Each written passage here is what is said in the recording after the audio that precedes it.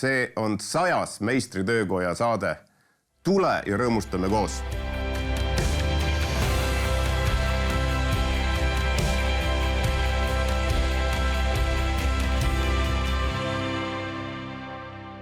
Tere tulemast vaatama järjekordset saadet sarjast Meistritöökojas. Ja täna on meil eriliselt hea meel olla Jumalale tänulik ja see ongi selline tänusaade. Ja meil on tänuks 2 põhjust. Esimene sellest on see, et see on 100. Meistritöökoja saate salvestus ja 100. saade. Oleme Jumalale tänulikud nende 100 mehe eest, kelle elusid on Jumal puudutanud ja nad on olnud valmis seda jagama. Ja teine põhjus täna on meie saatekülaline Arvo. Ja kui sa oled varem Meistritöökoda jälginud, siis sa tead tegelikult, et Arvoga on 1 saade meil juba tehtud. Kohe saad teada, miks me teeme teise saate. Aga tere tulemast, Arvo, tõesti. Südamest hea meel sind näha. Südamest hea meel, et sa oled täna siin. Ja kohe me saime teada, miks just ma nii väga rõhutan seda, et me saame sinuga siin kohtuda. Aga see stuudio tegelikult ei ole sulle üldse võõras koht ju. Kindlasti mitte. Et me kohe näeme ühte pilti ka, kus sa tunned ennast siin stuudios hästi, et tavaliselt oled sa seal kaamerate taga. Kui me eelmise saate tegime, siis sa veel ei olnud. Aga vahepeal on Jumal andnud sulle südamesse tulla kaasa teenima TV7-sse. Räägi, kuidas sa kaasa teenid? No nii see on. Jaa, kui pakuti see võimalus kaamerameeste koolitusest osa võtta, siis tuli südamesse ka see mõte, et miks mitte ka sellel alal ennast harida. Ja kuna Viimsi vabakoguduses, oma koguduses nagunii kaameratöö taga olen ja heli ja pildiga tegelen, et miks mitte siis ka seda nii-öelda teadlikumalt teha ja professionaalsemalt, nii et siit see mõte alguse sai. Ja targa mehena sa kasutad kohe oma lapselapsi ka sinna. Nii et mehed, jagage teadmisi edasi.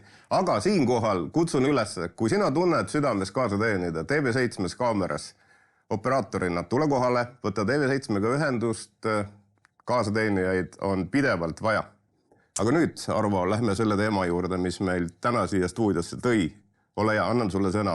Jah, et kõik sai alguse maikuu lõpupäevast, kus ühel hommikul palves olles ja piiblit lugesin, tuli selline sõna, mis on siis kirjas psalmide raamatus 30. peatükis.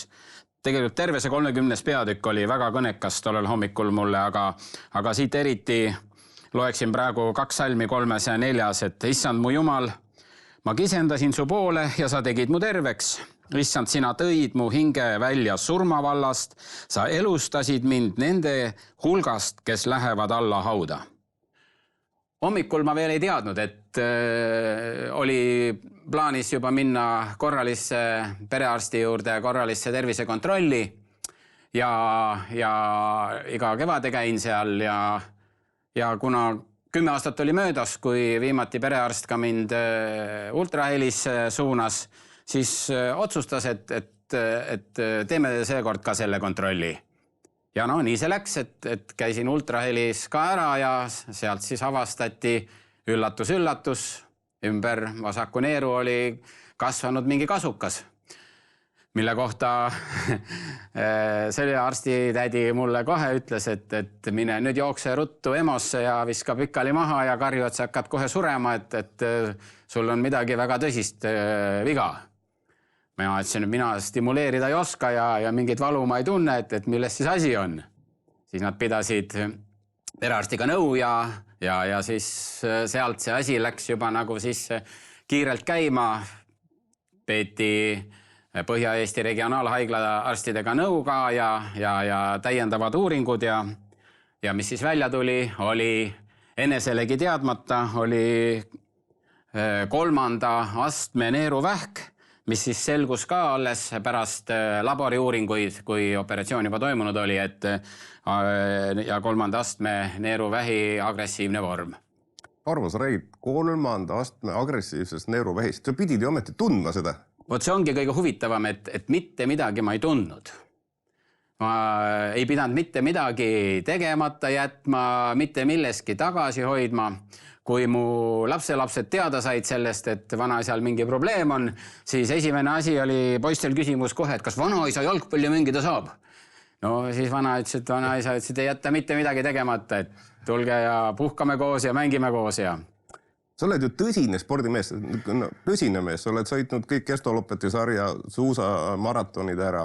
Me räägime tõsisest spordimeest, sa mitte midagi ei tundnud. Mitte midagi ei tundnud ja võime siin veel lisada, et eelmise aasta jaanuarikuus, see on siis umbes aasta tagasi, täitsin ka oma veel teise unistuse, et sain ka Worldloppeti meistri tiitli kätte, nii et ka 10 siis pikka suusamaratoni üle maailma on sõidetud, nii et tõepoolest mitte midagi ma ei tundnud ja mis kõige huvitavam oli veel see ka, et kui mul olid uuringud tehtud ja operatsioonipäev kindlaks määratud, siis 3 päeva enne operatsiooni sõitsin veel Narva-Jõesuus ja Sinimägedes 70 kilomeetrit rattakrossi, tundmata seal juures mitte midagi. Sai nii kõvasti pingutatud, ma mõtlesin, et kas annab kuskilt veel, lihtsalt ise tahtsin enda organismist teada saada, annab kuskilt midagi tunda, mitte midagi.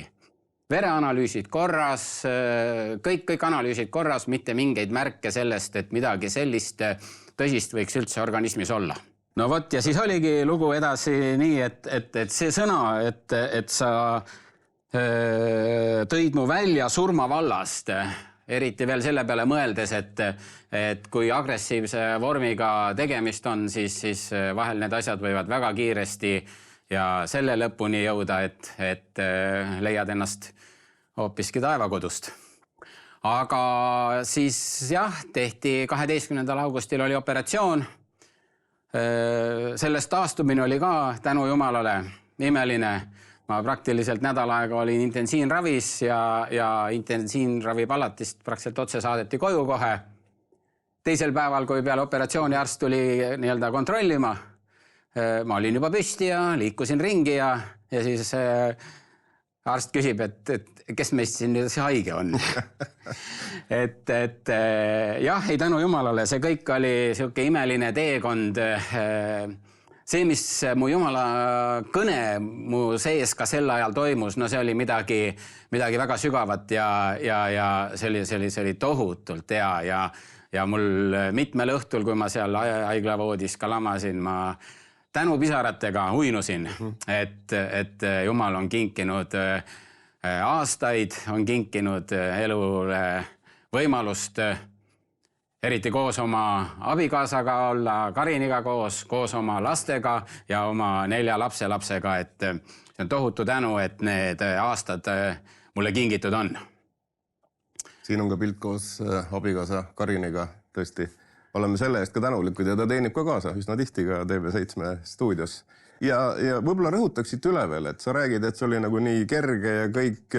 Meil on ka üks foto, mis pärast ka siin tõesti televaatajad näevad, et see oli ikka täitsa lahti lõigatud. Me ei räägi mingist pisikesest väiksest, vaid see oli tõsine operatsioon ikka. Jah, see oli tõesti nii, et kui algselt arst, kes mind opereeris, siis arvas, et ta saab torudega hakkama, aga siis ikkagi tuli välja, et see on juba nii suur, ligi 9 sentimeetrine kasukas ümber neeru, et see tuleb lahtise operatsiooniga välja lõigata ja no siis oligi nii, et eelmisel õhtul käis mul palatis külas, tõmmas vildikaga joone kõhu peale ja ütles, et seekord läheb nii. Ja see oli ka imeline arm, ma just mõtlesin vahetult enne operatsiooni minekut, kui ma sain esmaspäeva õhtul sain teada, et teisipäeva hommikul on minek ja siis ma käisin selle oma mõtetes läbi nagu. Ja siis olid need kolm piiblitõde, ent nüüd jääb usk, lootus ja armastus. Kui ma läksin sinna, mind pandi laua peale ja sealt palatist välja sõidutati operatsioonisaali, see oli usk. Ma teadsin, et sa oled Jumal mulle sõna andnud, ma selle peal seisan ja kui mis tuleb, ma olen valmis kõigeks. Kusjuures enne seda veel, ma jõudsin ka erinevates kogudustes käia, meeste hommikul paluti mu pärast.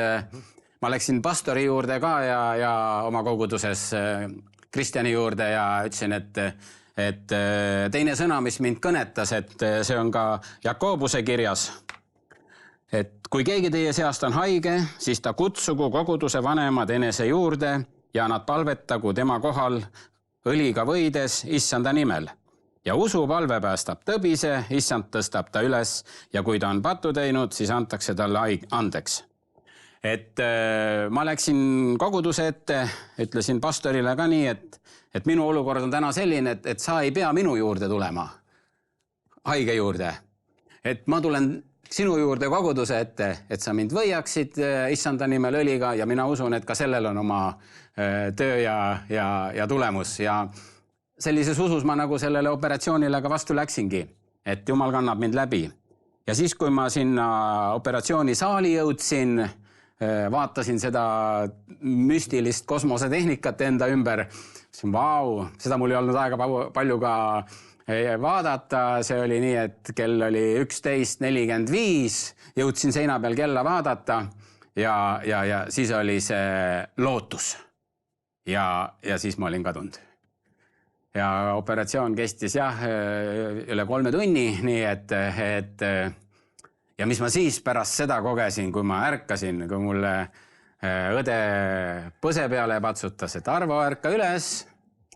No siis oli see, mida ma nende hoolitsuse ja abiga kogeda sain haiglas seal, see oli armastus.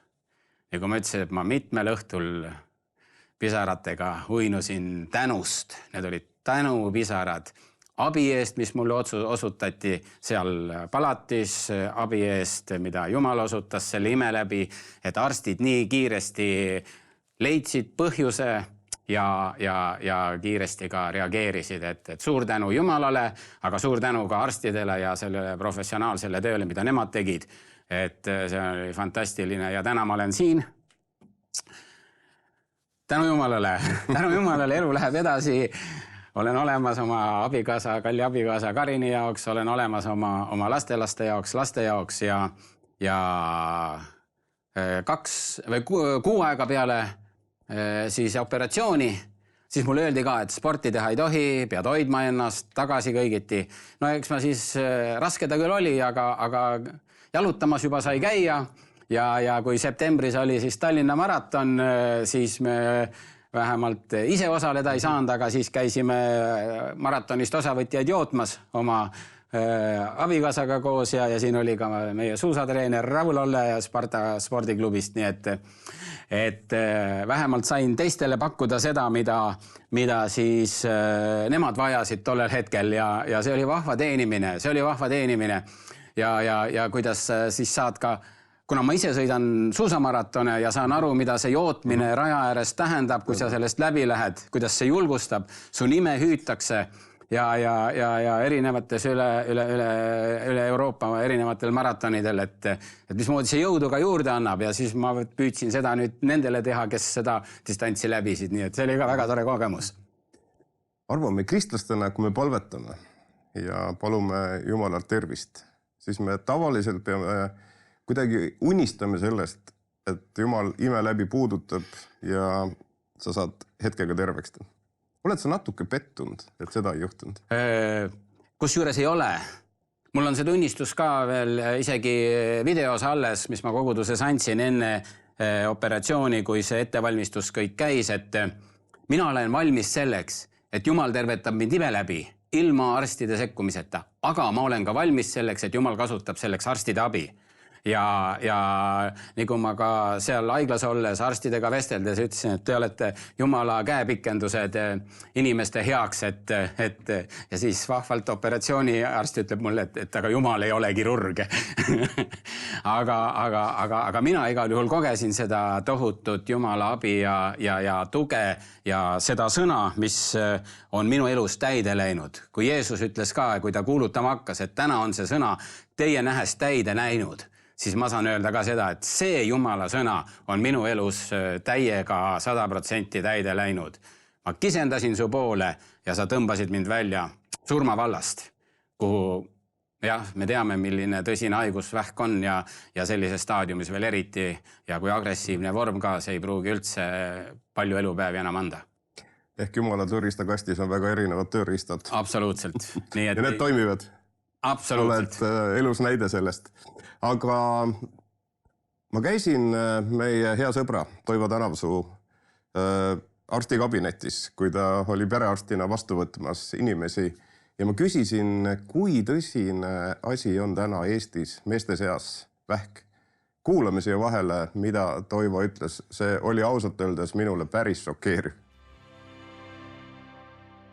Küsiks su käest esimesena seda, et kui suur on üldse meestel tõenäosus vähki haigestuda? Päris kõrge.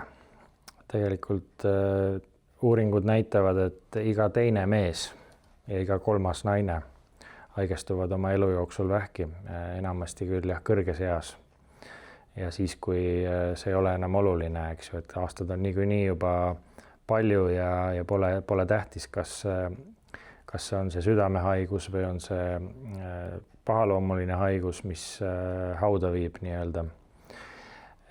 Aga on kõrge jah. Ja eriti keskealised mehed peaks hakkama nagu mõtlema oma tervise peale, et seda ikkagi jälgida pingsalt. Aga miks mehed rohkem haigestavad kui naised? Ma saan aru statistikast, et pigem mehed haigestumus on kõrgem. No raske öelda, naistel meestel erinevad vähitüübid, eks ju. Et meestel on kindlasti argumendiks ka see, et meie elustiil jätab soovida sageli. Me ise tekitame endale need kasvaelised haigused sageli, sest uuringud ütlevad sedagi, et pooled vähidiagnoosid on ennetatavad. Aga meestel see ennetamine ei tule nagu siiamaani väga hästi välja. Et ikka see alkohol ja stress ja tubakas ja sellised adrenaliinirikkad tegevused, eks ju, on need meie tervise riskifaktorid üleüldiselt. Ja mehed on lihtsalt õrnakesemad ka, et nad ikkagi haigestuvad põhjalikumalt teinekordki. Sa juba ennetamisest rääkisid, aga ütleme, kui ma ei joo, kui ma ei suitseta, kuidas ma saaksin veel ennetada?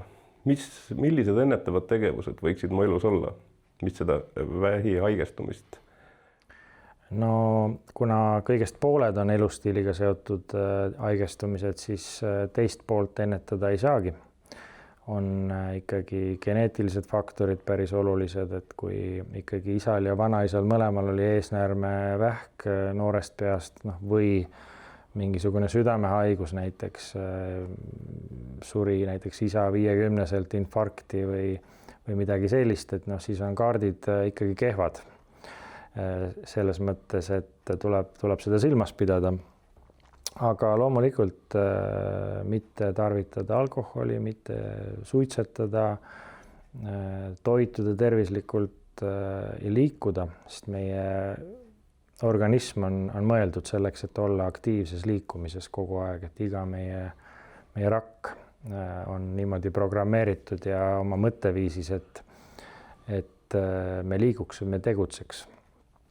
Sest näiteks ka luude hõrenemine tuleneb sellest, et luud ei saa koormust, me ei käi jõusaalis, me oleme sellised mugavad.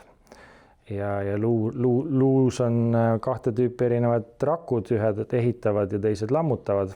Ja kui luu tunneb, et ta on kasutu, ta on mõttetu, teda ei ole vaja, siis hakkavad need lammutajad prevaleerima. Ja kas või ka see, et kui me ei kasuta oma aju, kui me ei lahenda ristsõnu, ei lahenda sudokusid, kui meie kuulmine langeb ja meie aju ei saa piisavalt enam impulsse, siis meil on tee avatud näiteks Alzheimeriks. See on nüüd mitte otseselt vähki puudutav, aga vähi puhul jah, et mida rohkem me vananeme, seda rohkem kurnatakse läbi need meie rakkude uuenemise mehhanismid ja tekib vigu järjest rohkem ja need vead küll võimalusel parandatakse immuunsüsteemi poolt, aga sageli ei parandata ka, et vead lipsavad läbi ja siis hakkabki arenema pahaloomuline kasvaja ja siis on õige hetk see tuleb diagnoosida ja kiiresti varakult avastatud vähid on ravitavad. Kui mu vanaisa suri vähki ja just eesnäärmevähki ja mu veresugulasel on olnud samamoodi eesnäärmevähk, mida sa mulle soovitad, kui tihti ma peaksin kontrollima ja milliseid kontrolle ma peaksin endale tegema? Korra aastas vereproovid võiks igal juhul teha, kontrollida ka PSA markerit ehk eesnäärme antigeeni. Et kui see ikkagi näitab tõusu dünaamikas, et siis tasub uroloogiga nõu pidada, et kuidas seda nagu ohjeldada. Ja ikkagi üleüldine soovitus, et kui tervis tundub, et midagi ei klapi, et kuskilt valutab ja on mingit väsimust, imelikud, mingid palavikuhood, jõudlus on langenud, siis tasub need vereproovid igal juhul ära teha, et sealt nagu vihjeid otsida. Mitte arvata, et ehk läheb üle ja küll ma lihtsalt nagu paranen ise. Ehk korra aastas vähemalt tuleks siis kontrolliks vereproovi teha vähemalt? Võiks. Kas ma siis peaks perearsti poole pöörduma või on eraldi teste selleks või mis ma teha saaks? Enamasti küll on perearstid vastutulelikud ja ikkagi teevad, kui patsient tuleb uksest sisse ja ütleb, et mul tegelikult nagu olulisi kaebusi ei ole, aga tahaks kontrollida, et siis ikka saab. Mõni perearst on võib-olla teistmoodi mõtlemisega, ütleb, et mine ära, et sul siin sümptome ei ole, et mis me siin ikka kontrollime, aga üldjoontes ka see hingerahu maksab midagi inimesele, et asjad on korras. Ehk ma saan aru, et varajane avastamine võrdub elu päästmine? Sageli, jah. On muidugi ka olukordi, kus see diagnoos tuleb nagu välguna selgest taevast, et nagu justkui polegi midagi ja siis mingisugune juhuleid kuskil analüüsides või ka kompuutris näiteks, et hoopis mingi muu probleemiga lähed kompuuteruuringule ja siis avastatakse, et mis siin nüüd on. Inimene ei tea sellest midagi, mingid kaebusi ei ole, et ka selline olukord võib olla, aga ikkagi oluliselt tõenäosus kasvab, kui sa avastad õigel ajal kuri haigus, kui sa käid regulaarselt oma tervist jälgimas sellisel viisil. Ehk Toivo, aitäh sulle nende nõuannete eest, kui nüüd kuidagi see teema ühte lausesse ja soovitusse Eesti mehele kokku võtta, kuidas see võiks kõlada? Tegelikult ma soovitaks lisaks sellele, et käige ennast kontrollimas ja pange tähele, mis teie kehaga toimub, et soovitaks ikkagi ka hoida oma sellise stressitase võimalikult all, et me ei saa vältida tööstressi ja me ei saa vältida inimsuhete stressi, aga nii palju, kui see meist sõltub, siis me võiksime hoida oma lähisuhted korras, mitte ussitada oma naabri või oma eksnaise või mõne töökaaslase kolleegi suhtes, ülemuse suhtes, vaid ikkagi Jeesuse eeskujul püüda mõista ja armastada. Ja sest siin on nagu selge seos ka loodud, et kui sa ise ussitad ja pead pikka viha ja oled kibe, oled stressis, siis see hävitab mitte seda, kelle suhtes sa seda kõik oled, vaid eelkõige sind ennast ja sinu tervist. Ja ka EMO-s töötades ma näen, et need inimesed, kellel on mitmed kroonilised haigused, alkoholism ja nii edasi, et neil sageli on ka mingisugused probleemid lähisuhetes, et need asjad nagu klapivad omavahel. Ehk Jeesuse soovitus anna andeks on eluliselt oluline soovitus. Absoluutselt. Aitäh sulle, Toivo, ja õnnistust sinu töös ja vähiravifondi töös samamoodi. Aitäh. No nii, eriti šokeeriv võib-olla oli see lõpp, kus tõesti Toivo ütleb, et me tegelikult teeme endale ise haiget sellega, et me ei anna andeks. Jaa, see on ka absoluutselt tõsi, et me, kui me kanname endas kaasas mingit viha juurt, mingit andeks andmatust, mingit tüli, mida ei taha lahendada Vaat see ongi, et sa sellega kõige rohkem mürgitad iseennast ja see, kelle vastu sul midagi on, seda see absoluutselt ei puuduta. Ta on võib-olla kõik juba unustanud, aga sina kannad seda ja sellega sa mürgitad iseenda organismi. Et see on väga karm tõde. Aga nüüd, kui sa enda kogemuste põhjalt tagasi vaatad ja meid kuulavad mehed, kes võib-olla tunnevad natuke siit valu ja sinu puhul sa ei tundnud üldse mitte midagi. Mida sa ütled nendel meestel? Kuidas me peaksime kas siis nüüd tohutu hirmuga edasi elama või Jumala peale lootma või kuidagi balansseeritult sealt vahelt? Kindlasti on see oluline, et me õpiksime kuulama enda tähele panema enda organismi, mis meie organismiga toimub.